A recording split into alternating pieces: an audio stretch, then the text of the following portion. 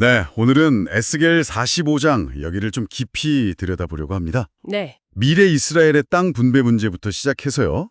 통치자의 역할, 또 제사 규례까지 정말 상세한 계획들이 담겨 있더라고요. 맞습니다.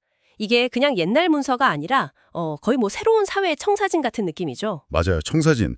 이 고대의 그림이 오늘 당신에게는 또 어떤 의미가 있을지 한번 같이 파헤쳐 보시죠. 네, 좋습니다. 이 45자는 단순히 땅 나누는 그런 이야기가 아니에요. 그보다는 하나님을 중심으로 어떻게 거룩하고 또 정의로운 공동체를 세울 것인가, 여기에 대한 비전인 거죠. 모든 것의 그 한 가운데에 성소가 딱 자리 잡는다는 점. 이게 아주 인상 깊습니다. 그러게요. 그 성소 얘기부터 시작하는데 먼저 눈에 띄는 게 거룩한 땅 구역 설정이잖아요. 네, 그렇죠.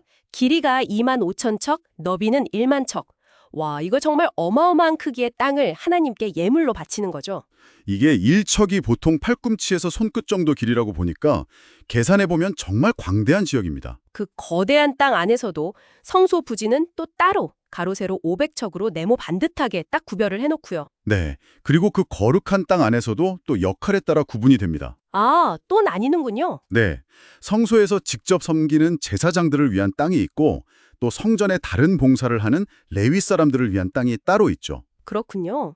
그러니까 누가 하나님께 더 가까이 나아가 봉사하느냐 이 직무에 따라서 땅이 배분되는 그런 구조예요. 그 배치가 의미하는 바가 있겠네요. 그럼요.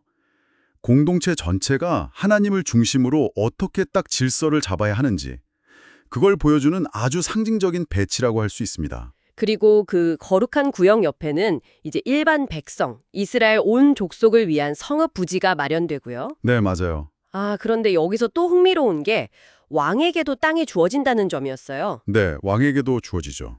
근데 그 위치가 좀 묘하더라고요. 이 거룩한 땅하고 백성들 성읍 부지, 그 양옆으로 딱 제한되어 있잖아요. 바로 그 지점입니다. 이게 중요해요. 이게 왜 그런 걸까요? 이전 시대 왕들이 백성들 땅을 막 빼앗고 그랬던 역사를 생각해보면 이 경계 설정이 그냥 땅을 주는 것, 그 이상의 의미가 담겨 있는 거죠. 아, 과거의 잘못을 염두에 둔 거군요. 그렇습니다. 이건 단순한 토지 분배 계획이 아니라 권력에 대한 아주 분명한 제약을 설정하는 장치라고 봐야 합니다. 권력 제약 장치요. 네. 과거 통치자들이 저질렀던 그런 포악함, 착취 이런 걸 막기 위한 뭐랄까 일종의 신성한 도시 계획을 통한 권력 견제 이렇게 볼 수 있죠. 와, 굉장히 구체적인데요. 실패를 반복하지 않겠다는 의지가 느껴지네요. 네, 강하게 느껴지죠. 그래서인지 바로 뒤이어서 통치자들을 향해서 아주 강력한 명령이 나오잖아요. 네, 그렇죠. 구자용 말씀. 이스라엘의 통치자들아, 포악과 겁탈을 제거하고 정의와 공의를 행하며 내 백성에게서 강탈하는 것을 그치라. 오, 굉장히 직접적입니다. 네, 아주 단호하죠. 그리고 이 정의와 공의라는 게 그냥 추상적인 구호로만 머무는 게 아니에요. 아, 그런가요? 어떻게 구체화되죠? 바로 실질적인 경제 규범으로 이어집니다. 공정한 저울과 도량형 사용, 이게 바로 뒤따라 나와요. 아, 도량형 통일, 에바나 밧, 세겔 같은 단위들 말이죠. 맞습니다. 에바나 밧은 부피 단위, 오늘날의 리터 같은 거고요. 세겔은 무게 단위죠.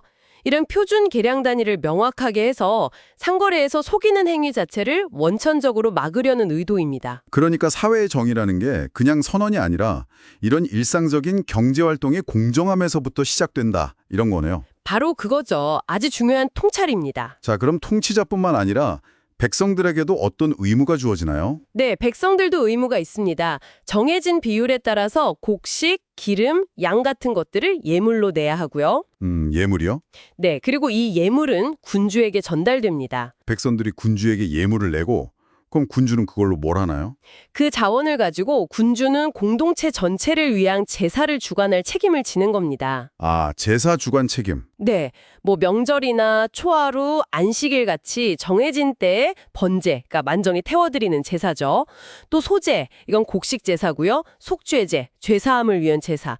이런 것들을 준비해서 백성 전체의 죄를 속하는 역할을 맡는 거예요. 그렇군요. 특히 유월절하고 또 가을에 있는 일곱째 달 명절 규정이 아주 상세하게 나와 있습니다. 통치자의 역할이 단순히 다스리는 걸 넘어서 이 공동체의 영적인 안녕까지 책임지는 거네요. 맞습니다. 세속적인 통치와 종교적인 책임이 통합되어 있는 거죠. 또 보니까 연초에는 성소를 정결하게 하는 의식도 따로 있더라고요. 네, 그것도 중요한 부분이죠. 이렇게 땅 구획부터 경제 규범, 제사 의례까지 정말 세세한데요. 이 모든 규정들을 이렇게 꿰뚫는 핵심은 결국 뭘까요? 이 모든 걸 종합해보면 결국 하나님 앞에서 공동체 전체가 거룩함, 그리고 질서, 또 정의, 이걸 유지하려는 노력으로 귀결된다고 볼 수 있습니다. 거룩, 질서, 정의. 네. 땅의 구획부터 시작해서 경제활동, 종교적인 의례까지 삶의 모든 영역이 하나님의 임재 그리고 그분의 공의로운 통치 아래 하나로 통합되는 그런 사회를 그리고 있는 거죠. 듣고 보니 에스겔 45장이 보여주는 이 그림이 그냥 옛날 규례들을 모아놓은 게 아니라 정말 신앙이 개인 차원을 넘어서 사회 구조 전체, 예를 들면 토지 분배나 경제 정의, 정치적 책임 같은 문제들과 어떻게 연결될 수 있는지 보여주는 하나의 청사진 같다는 생각이 드네요. 정확합니다. 그렇기 때문에 이 고대의 비전이 오늘날 당신에게도 여전히 질문을 던지는 거죠. 어떤 질문일까요? 당신의 신념은 당신이 속한 이 공동체의 구조와 윤리, 특히 공정함이나 책임의 문제와 과연 어떻게 연결되고 있습니까? 하고 묻는 겁니다. 정말 생각해 볼 문제네요. 이 수천 년 전의 계획이 오늘날 우리 사회가 추구해야 할 그 공정함 그리고 공동체적인 책임에 대해서 어떤 새로운 생각을 던져줄 수 있을지 한번 곱씹어 보시는 것도 참 의미 있을 것 같습니다.